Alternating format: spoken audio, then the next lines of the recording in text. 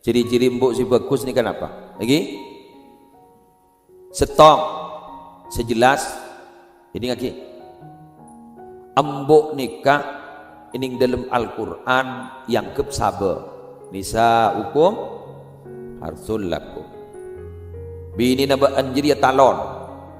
Jadi mun talon ini kan lebih berpengaruh ketimbang bibit. Apa ini ke bibit? Jak saking jagung bisi 2. Kanjat 2 bikinan.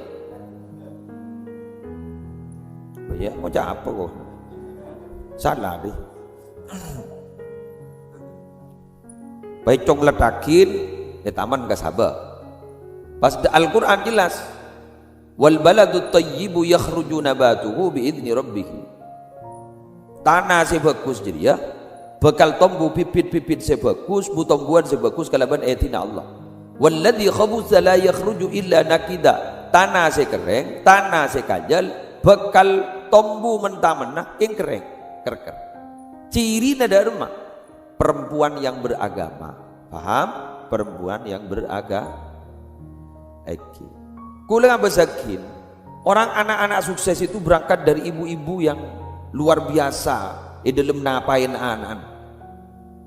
Dalam napain anak. Ring sepo, beda orang sepo ni kata tong ngaji, kuning oning negun Fatihah. Ben anak Fatihah petong kalih per anak. Beda se ngulem ireng kabar diberiin per anak Fatihah 40 setong kalih. Dadi mun petok kali 40 setong.